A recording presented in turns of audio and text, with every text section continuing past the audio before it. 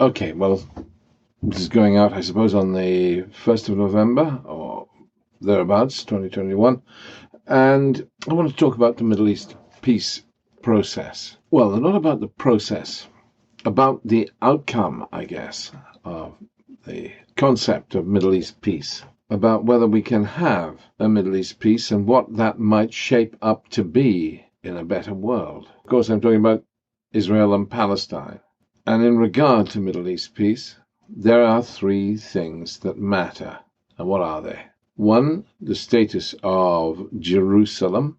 Two, the right of return. And three, the land swaps. All the groundwork on this has been gone over.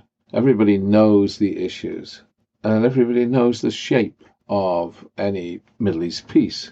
Now, I remember old Lord Weinstock, who was a friend of mine. He was a great believer in the concept that the status of Jerusalem was the key issue that needed resolving in order to bring forward peace in the Middle East, peace between Palestinians and Jews. And does it matter? I mean, this thing has been going on for, since I was born, I suppose, for 70 years now, since more than 70 years. So it's kind of ridiculous that it isn't resolved. Yes, Lord Weinstock used to regard the status of Jerusalem as the key issue. The trouble with the Oslo process is that it kicked issues like the status of Jerusalem and the right of return down the road, and that meant that it was a kind of dead end before it began. You could argue that it did some good.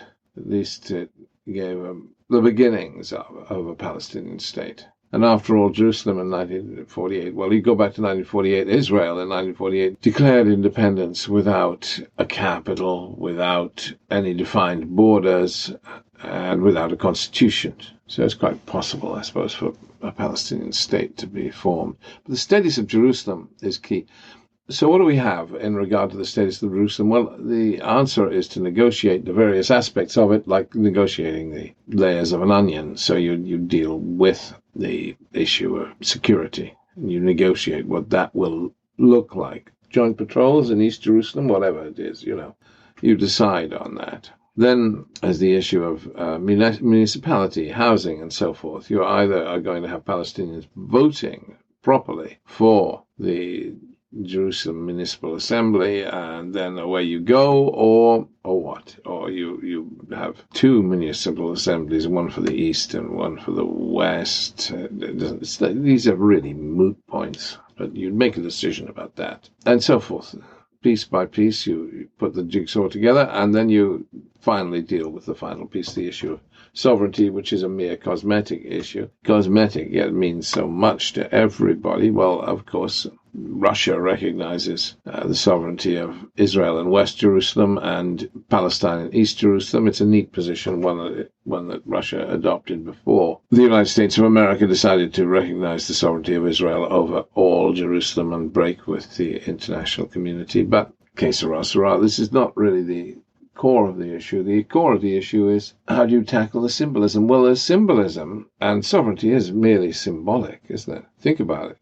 The symbolism is the question of whether Palestinians call Al-Quds, Jerusalem, all of Al-Quds, their capital. Well, why not? They can have their assembly building in Abu Dis, fine, but call Jerusalem the Palestinian capital, and then Israel, of course, calls all Jerusalem the Israeli capital. How do you manage to enable this symbolism to have some fabric of reality? Well, you give the Palestinian president a residence in Orient House in East Jerusalem, and the United States of America opens an embassy in East Jerusalem to Palestine. They have a building there already. And Britain does something similar. I say they have a building, actually. The United States has a building for their Jerusalem consulate. But, I mean, it would be better if they opened up in the YMCA building in East Jerusalem or something, It's simple. These things are so simple. It's merely symbolic, a flag in Orient House as a residence for the Palestinian president. Then you have the right of return issue. I suppose that's more difficult, isn't it? More difficult in theory. Ehud Olmert, he reckoned, Ehud Olmert, the former prime minister of Israel, that was in theory a right-winger. Yes, he suggested that 1,000 Palestinians be allowed to enter Israel each year for 5 years, whereas the other concepts of right of return have been more along the lines of 100,000 Palestinians coming. I mean, that was the Clinton idea. 100,000 would come back for family reunification. Adumin doesn't like that word. Obviously, some arrangement has to be made for Palestinians living in places like Lebanon, where they are second-class citizens. What arrangement would you make? I mean, under the old Madrid process, Canada was in charge of the refugee issue, so you can go with that. I mean, the nations of the West can offer to take refugees, Palestinian refugees, from places like Lebanon, Syria, or they can, of course, have a right to go back to the Palestinian state, or they should be offered compensation in lieu. But the point is that, as in all these cases, refugees never go back, do they? I mean, Syrian refugees are never going to go back to Syria. Once a refugee is displaced, well, of course, there are rare exceptions. By and large, they never go home. It's a major trauma being displaced in the first place. So what home have you got to go to? Historically, look at it. Refugees never in all history do they go home. They dream of going home, but you count the numbers that go home on the fingers of one hand, really. So Palestinians are going to come back where they're not welcome, without any home to go to, because the homes are now lived in by second, third generation Jerusalemites. It was Netanyahu that made the right of return into a big issue. It's not a big issue. You could even actually almost leave it out of the negotiations, because it's a side issue in reality. You need some symbolic referral to it, but Palestinians will always have the right of return. Of course they do in UN speak. Refugees everywhere have the right of return. Getting to exercise it is a different matter, isn't it? So this stumbling block should not hold up the entire peace process, because you will never have justice. What you're looking at is fair play. The old Welsh rugby phrase was chwarae teg bob amser, fair play at all times. And you can't go back and provide justice. My late father used to sign his letters, peace with justice. There is no peace with justice anywhere. How can you give reparations to the dead, to the displaced, to the abused? You can't make up for what's been done. You can't have justice. Unless you mean retribution, but there's no point to that. So then we come to the big peace process issue, the land swaps. And Palestinians have always argued for 3% land swaps, Israelis for 6%. Under the old negotiations when they were taking place, there are sub-issues here, whether there should be a road between Gaza and the West Bank in a federated Palestine. Does it matter? I suppose it does matter. But the reality is, of course, that you have a kind of three-state solution, because Gaza governs itself and will continue to do so for the foreseeable future. That shouldn't hold up peace. The land swaps, what are the Palestinians going to get? You're not going to get equitable land. So the Palestinians will get bits of land in southern Israel, contiguous with the West Bank, or in western Israel, contiguous with the eastern border of the Gaza Strip. What land are we swapping? Well, that's easy, isn't it? The big settlements. And what are the big settlements? The big settlements are... Now, we have to forget Hebron, by the way. Hebron must go to Palestine. You can't hold up the peace process for like 100 people or something. I mean, how many genuine settlers are there in Hebron? A ridiculous, farcical thing. No, the big settlements, Modi'in Illit, Beitar Illit, Adumin, Giv'at, Ze'ev, and East Talpiot. East Talpiot, the Israelis don't even regard as a settlement, but it is. It's in land captured in 1967, but to all intents and purposes, it's contiguous with West Jerusalem now. And there are the smaller settlement incursions around Qalquilya, a town surrounded on three sides by a fence for Qalquilya. But anyway, a Palestinian town. And then there's Ari'el, the West Bank city of Ari'el. It's big, well, moderately big settlement established by Israel right in the middle, plonk right in the middle of the West Bank. I think that's the big argument, what you do with Ari'el. The Palestinians will want it back, but the Israelis will want to keep it. And that means a tongue of land reaching out to Ari'el you keep as well. Well, I guess so. Let's just get on with life. The town of Ari'el shouldn't hold up peace, so let Israel have it. if we get a proper Palestinian state out of it, I can endure this. Peace is living together in harmony. That's what it is, what matters. It's not merely living side by side as in some sort of ceasefire situation where you treat each other as neighbors but hate each other. Yeah, you need peace is concord.